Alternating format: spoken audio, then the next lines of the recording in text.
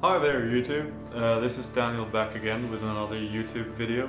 I know it's been a bit of a while since I posted a video of my self jabbering on about comic books or collected editions, but here we go. Today I'm gonna talk to you about what I've been picking up in single issues for the month of September. And there are a few late August pickups as well in this neat little pile of books. As you can see, there are a nice little pile there. First off, I picked up a DC book, or DC comic. It's Trinity by Francis Manapul.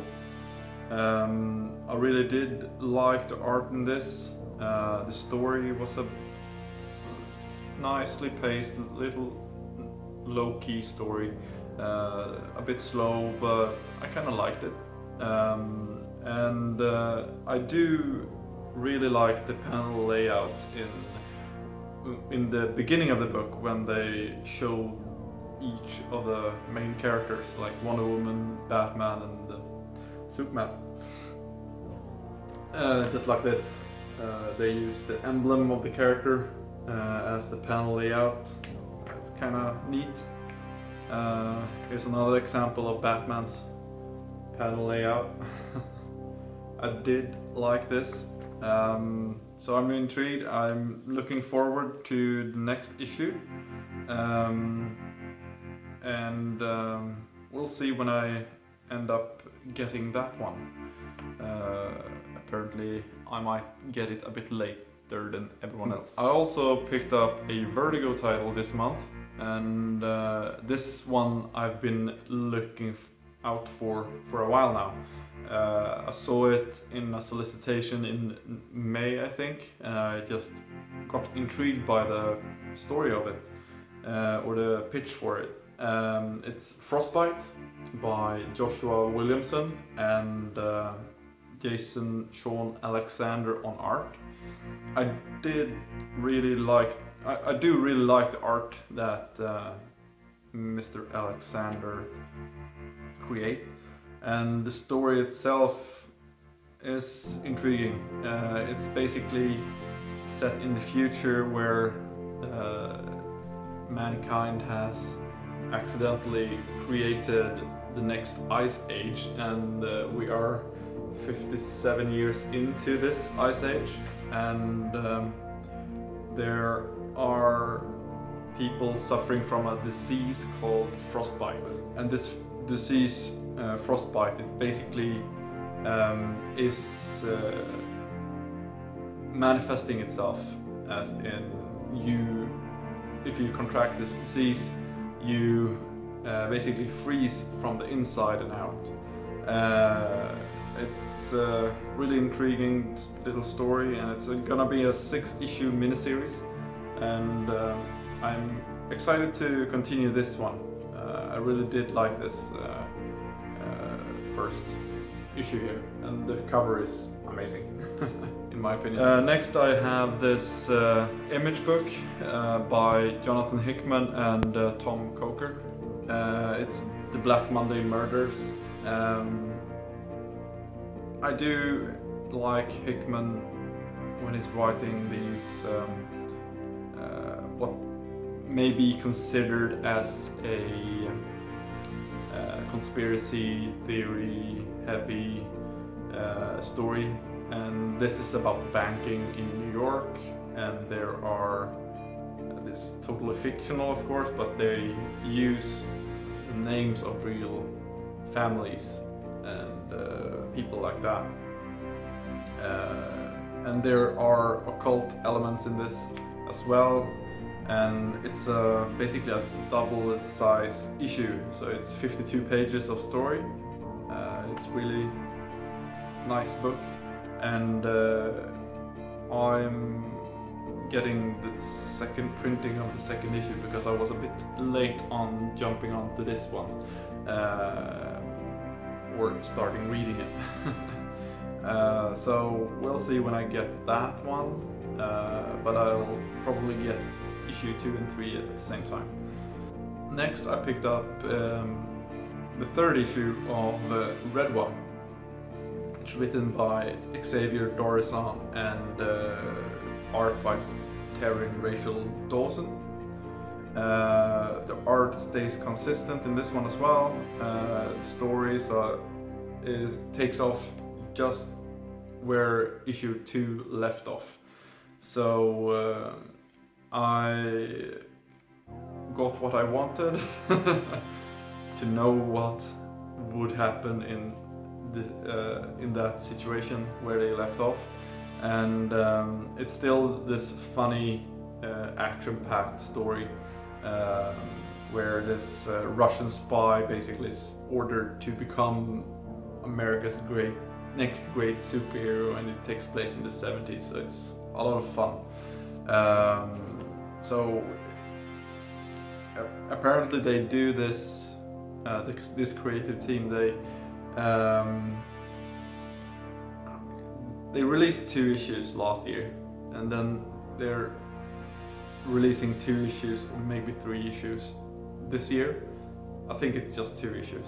And this summer they released a hardcover collecting the first 2 issues, and that's basically an 80-page graphic novel with a lot of extra material in the back. It looks quite nice, and I'm considering picking that up as well. And I think they're going to do the same thing with this year's run of the series. So it's an interesting little thing they're trying to experiment with, I guess. So heads up, everyone. Next I have this other Image series. I've talked about it before. I picked it up last time. It's The Hunt, created by Colin Lorimer. And what I like about this, it's a really mysterious story, and the artwork is phenomenal in my opinion. Spoilers. Just look at that.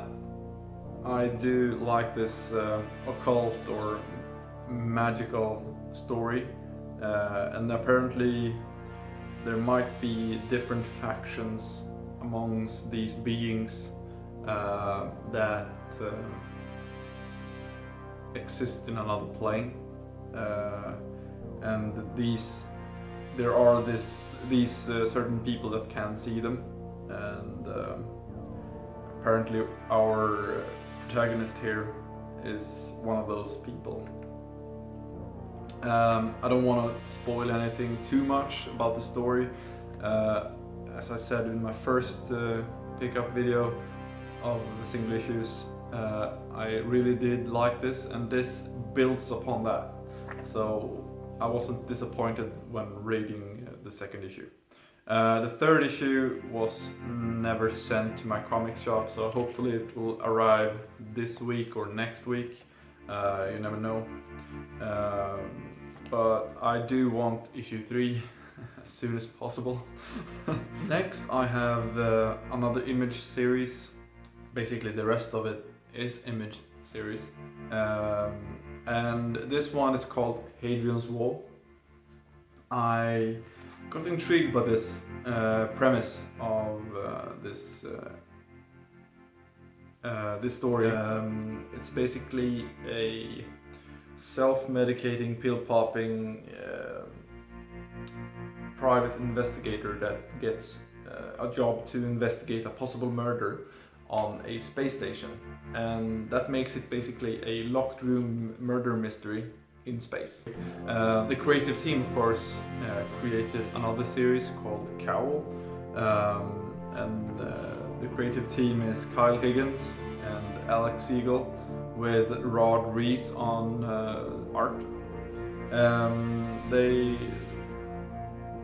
are creating this sci-fi story with aesthetics as if it was taking place or being showed to us in the 1980s. So the aesthetics are a lot like Blade Runner in some ways, and I really enjoy that.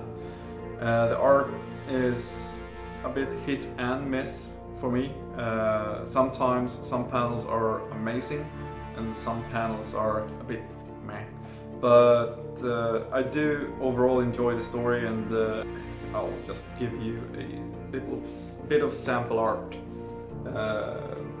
This is just in the beginning of the book, so it's not that too much spoilery here, but that's the type of art you might expect from this series or get in the further issues. And this investigator, he is basically a self-medicating pill popper. And his ex-wife is one of those people living on this space station slash spaceship that he goes to investigate a murder of her new husband. So, intrigues. A lot of intrigues in this story, I guess. It's gonna be an 8-issue run, so I think it's gonna be an interesting read. Next, I picked up Kill or Be Killed issue 2. Ed Brubaker and Sean Phillips. They are dragging the story back a bit, focusing in on the main character, Dylan, I think his name was, and they are doing this new, or they are trying this interesting thing, to my opinion, when they now present the monologue. They basically show you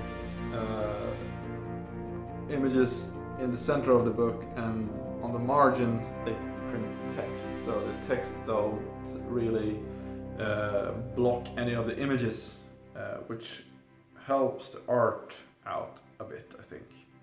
I really like this panel layout, and then they go back to normal style comics, I guess, and then jump back to this when he has his inner monologue or thoughts.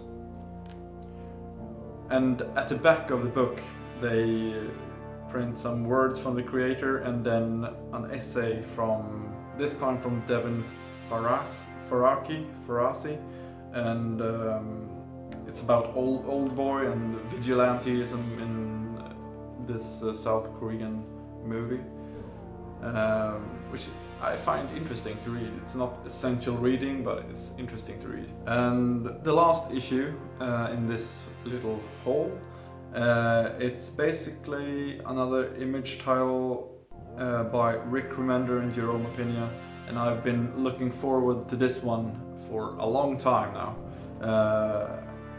I was intrigued by the premise when they presented it at Image Expo, I think, in late April. And of course, it's Seven to Eternity. It's a fantasy story, and I did enjoy the first issue, but I'm not sure where they are going with it. But I do like the aesthetics of the art and the world they built with the art. It kind of reminds me of the aesthetics from the Final Fantasy games when there's boss fights. Here's an example of that. See if you find what I find. I think it's basically it looks like Final Fantasy art to me, or it really reminds me of it. Don't get me wrong, I enjoy it, and I am looking forward to continue reading this book. So finally, I have it. Yeah, that's basically it. Those are the 8 titles I picked up in September and late August, and I want to thank you for watching as always, and if you have any questions about these titles I've just mentioned, please leave a comment down below. And if you have read them, and please leave me a comment telling me what you thought about these titles. I myself enjoyed reading them, and I do want to keep reading most of these titles. And let me know what you thought. Until next time, bye.